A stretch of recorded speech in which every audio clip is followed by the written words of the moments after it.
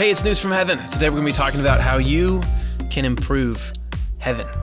Even people who don't think there's a life after death agree that the term heaven means something that's awesome. People say, oh, this is heaven because something is really good. So what's the only thing that could make something really, really good better? It's you. And I'm not just saying that. Swedenborg is saying that's the way that we play the game here. Like and subscribe if you're enjoying the show at all. That will help us. Leave comments. Let us know if we're doing a good job. And the job that we're trying to do is lift the clouds of the mind. Now, let's focus our thinking back into the task, which is that you've got people, and maybe it's you, and maybe it's people you know, who have all kinds of dark clouds in the mind. Maybe they regret something or feel like they should have done something better. Maybe they have anxiety, maybe even irrational anxiety. Maybe you know someone who's worried about things that they just don't need to be worried about. You have people unable to get out from under jealousy and anger at people. There's all kinds of things that just come in and cause this cloud bank in the mind. And what can let us out? Well, it's the truth. It's the belief in something more. And a lot of times that could be tied to some kind of important function for us. Like, is there anything worthwhile about us? Do we have any value? Well, we do have enough value to improve, as I said, the best thing there is, which is heaven. So let's do it right now. This is Last Judgment 12. There's a link in the description. You can download it for free. Follow along. And we're going to begin in this section that's titled Heaven's Perfection. And this is right away. We're getting into content. So don't just think of this as the title. This is pure calories. Heaven's perfection increases as the number of its inhabitants increases. Whoa. Perfection increases as the number of its inhabitants increase? That doesn't happen anywhere else. As if you think of, okay, we've got ourselves a neighborhood here, and we think, well, there's got to only be a certain amount of housing density, or else you're going to get, if you let more people move in, it's going to be more pollution, it's going to be overcrowding, the traffic is going to get worse. You know, it's not just 3 dot cars, now it's a bunch more dot cars. We have to zone so that people can't build more. But where do you have something that the more people are in it, the better it gets? Even if you have some majestic park, I know I don't need to do 2 examples about this, but I just thought of this really good one. You've got some majestic park on a seaside cliff, and you're there, maybe even with a significant other, and you're looking out, wow, this is beautiful. This is such a majesty of nature. What you don't think is, this will be better and better the more people showed up. If there were so many people that there's you can't even see in front of you, and there's trash everywhere, and the cliff is crumbling, and kids have their radio on, turn that down. What is it? How could you have something that gets better? Where is there in life something that gets better as the number of people in it get better? Well, let's check it out. This follows from its form, which determines the patterns in which people associate and the ways communication flows there. So it's not just, well, because everyone should be there, it's heaven. There are reasons. There are things you could draw in a schematic sort of diagram. You could, and this is all hypothetical, lay out heaven. You say, look, these are individual angel people in heaven. You and me, once we get through all the negative stuff, start getting lifted into this heavenly mindset, we're in heaven. Somehow, there's a form that all these are organized into. Over all this, there's some kind of structure, because just filling up with dots doesn't do anything. There's a reason for those dots, but also there's patterns in which people associate. So somehow you've got, these 2 people have some kind of association there, and it talks about the way that communication flows. So somehow you've got communication between associations, and this is sparked in a positive direction by numerical increase. Oh, how could this possibly tie together? Or maybe you already got it. Maybe you're already a couple paragraphs ahead of me. Heaven's form. Now look at this. Let's start with the form. Heaven's form is the most perfect form of all. And in the case of the most perfect form, the more people there are, the more there is a shared motion toward oneness among them, and they are therefore joined together more closely and more harmoniously. Heaven's form is the most perfect form of all. So just think about some perfect forms, would you?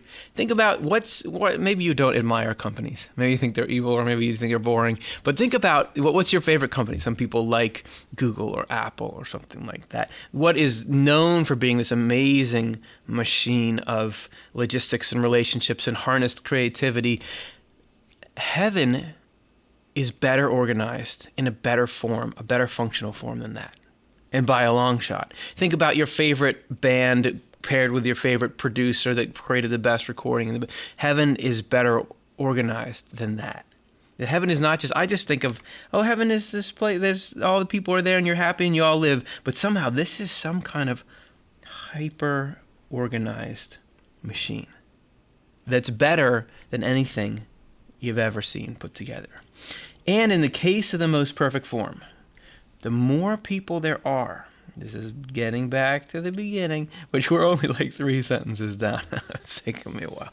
The more there is a shared motion. Here we go. Here's something we could maybe understand. A shared motion toward oneness among them. So if we had the reason you can have these many people and the increase in those people actually leading to a better experience for all is there's some kind of shared motion toward oneness. Let's say there's a bright center here. And people are somehow, everything they're doing is pulling in that direction. So naturally, as you gain more people, the force going into the middle is stronger. So everybody's contributing in some way. Is he going to draw arrows on all the dots? He made his point a minute ago. They're all pulling towards this shared goal. And so naturally you get another person here and they pull in the same, they somehow increase that motion. Still very vague, but we're starting to fill things in. And they are therefore joined together more closely and harmoniously. So something about more people sharing things joins. The harmony and consequent joining together increases as the numbers increase because, here we get our reason for it, each new constituent there is placed between two or more others in order to connect them together, and therefore the new element provides strength and connection. So you, person struggling under the weight of life, feeling like perhaps there's no point to it or perhaps you don't have much to offer, you can be this point of connection. That somehow you connect to the next element in line either way, and you strengthen the bond. You can be the thing that improves heaven. And how that would work is, so let's say you've got this group here. Somebody new comes in. They don't just come in anywhere. They come in right between two elements that were far apart, but now can connect in a new way. Isn't that a cool way to think about what each of us is? That where do you see, it's almost like you'd be looking at heaven and saying, where are the gaps? Look at this. There's nobody here. All these disparate parts can't communicate with each other. Bam. That person comes in and just links up this network together, and now there's better communication, and now there's more love, and then this is like a shared output toward the common goal. You've increased your efficiency. Each one of us is walking around as the ideal link between, you're not just a person in isolation, you've got like a destiny, for some reason symbolized by filling you in with blue. You've got a destiny to be, there's a U-shaped hole in heaven. There's an inefficiency, there's a place where things aren't quite, and it's ready for you when we can lift you out of these clouds. You become part of this amazing system. Strength and connection. Interesting to think of heaven needing strength as well, but somehow this person who connects is providing not just this connection, but also a strength. And I think about it like, those shapes, the like rhomboids or something, the more triangles you get in there, the stronger the shape is. I'm a geometrist. That's what this new connection is allowing in the shape of heaven. Okay, so we've got it. You can improve heaven because you are a link. And isn't that just fascinating to think about? Because of the way your mind, everybody's got their own mind and their own heart, and that you see life in a particular way, and you love things in a particular way that nobody else can. You are this potential channel for God to come in. And because we're each these manifestations of the infinite, we are all in the same system, in that the space I occupy is a space that nobody else can occupy, and the space you occupy is a space no one else can occupy. But that space isn't just an isolated space where you can say, oh, good, you have an experience nobody has. You're the blueprint's out there, and you have a specific role in it. That each of us, you just think about what's the person to your right and what's the person to your left? How are they different from you? In this cosmic arrangement, how are you the link between them? Have you ever been that to people in your life? I know there's been times when it's like, well, I get it. Like, I could get how I can bring these two people together to some kind of occasion that they wouldn't normally maybe get along, but I can help this person see what this person means. And then other people are helping to show me worlds. You have people explaining ideas to you that you wouldn't normally get. This opens you up. This is like what heaven is. And through whatever work you're doing, you're connecting. And that's, sorry, I'll be off this rant in a second, but I'm just realizing that's what people do by going out and advocating causes. People trying to get people to understand, look, this is how you can realize the impact that you're having on environmental conditions, or the impact that you're having on the people halfway around the world and how they live and what kind of income they have. This is just people trying to understand, look, let's fill in the gaps to our understanding and make a stronger whole that continues to pull into the center like this. All right, changing gears a little bit. Because in the beginning, wasn't I saying, what in life actually gets better as more things go into it? You would think nothing is really like that. But look at the example that Swedenborg gives, and it's not just a metaphor, it's like an actual manifestation. Heaven's form, which we talked about how important that is like the form of the human mind,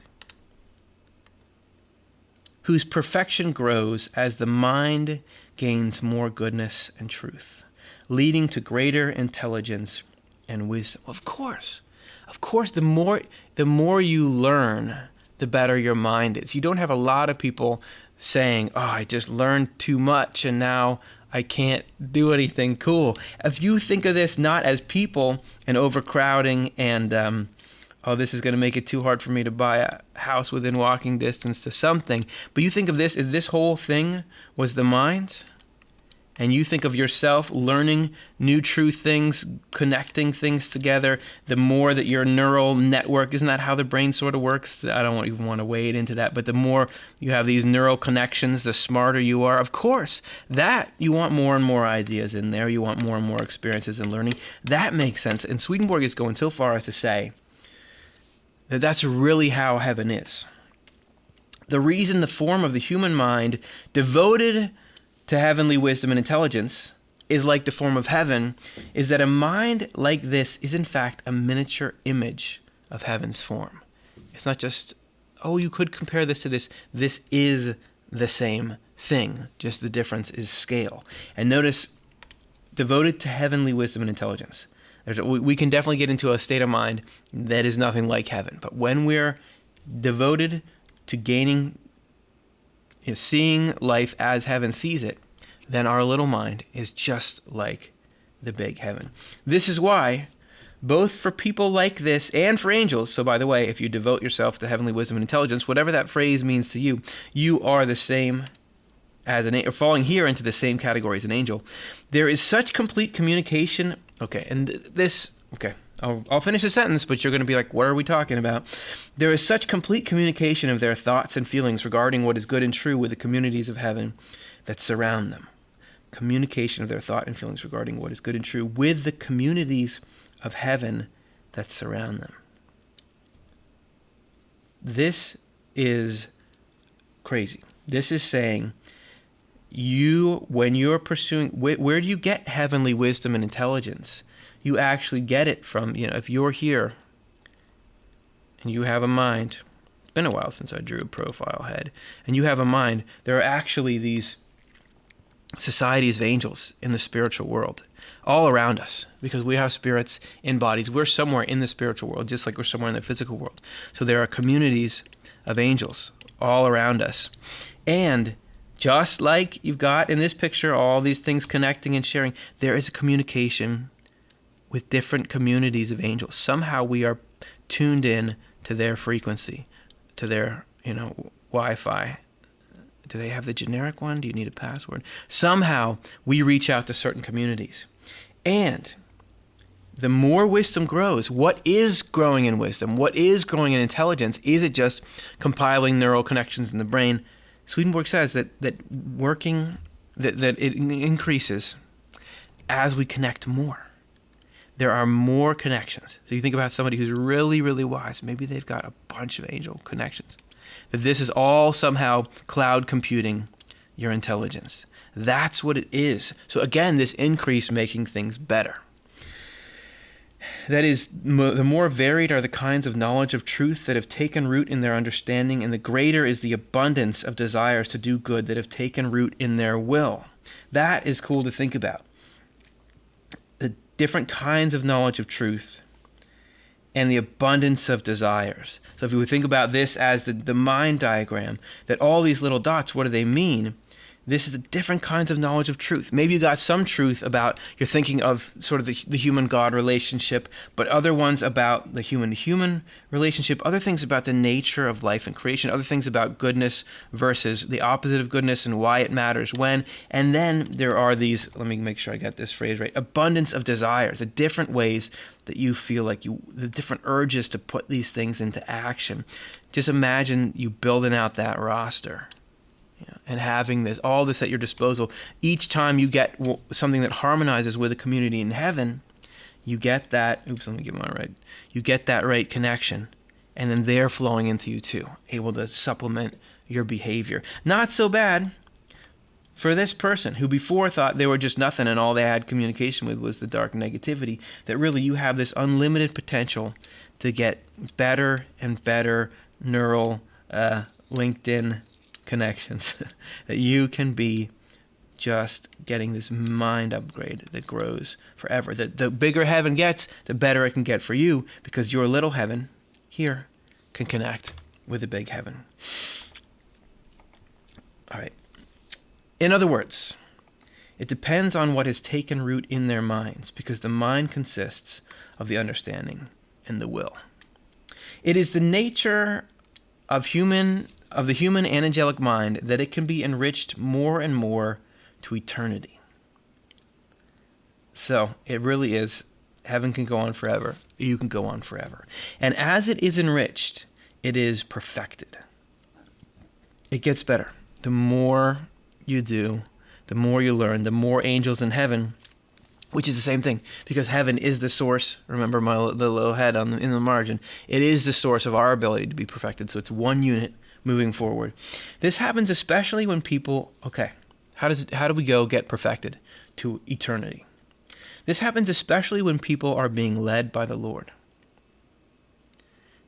It's another reason why you want to turn over your life strategy to divine love and wisdom, because then they are introduced to genuinely true thoughts that become rooted in their understanding, and to genuinely good desires that become rooted in their will, since the Lord is arranging everything in this kind of mind into a form of heaven, so completely that eventually it becomes a heaven in miniature. I love the idea, because we go throughout life, and like back, in the initial picture of what the mind is like, right? Before we were blue, there's so many things crowding in, right? There's all these negative things. There are attacks on who we are. There's attacks on other people. There's just meaningless fears and worries. There's just sidetrack, like wasted effort kind of stuff.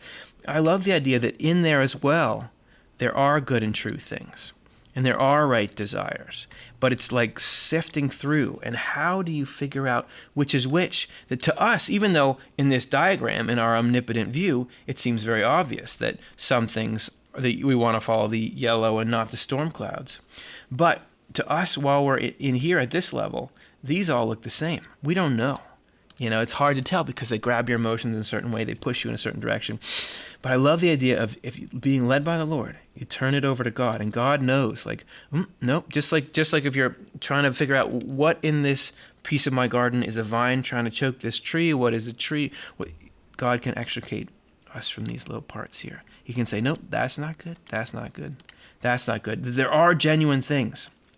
They can be in there. And here, and then not only that, but knowing here's where these things belong. Actually, you should have this one up here, move this one down here, This one is a good desire. And then here's what you're missing. You might want this. You might want to connect with this community here. And then in all that, you're building this amazingly crafted heaven in the mind that we would never be able to do this well. Heaven's form is the most perfect form, the best arrangement.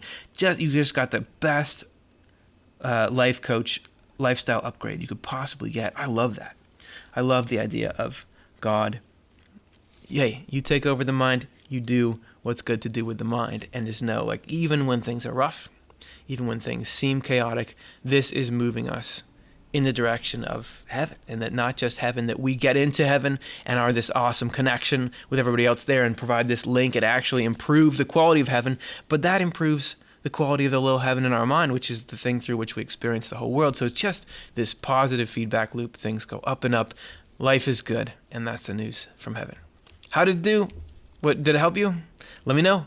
Leave a comment, like and subscribe. Can you take this out and have it improve your week somehow? Can you be a link for people this, now? Can we start building this? I'd love to hear your stories, see what it did for you. Let me know if these concepts were powerful. Thank you so much, and let's do it again soon.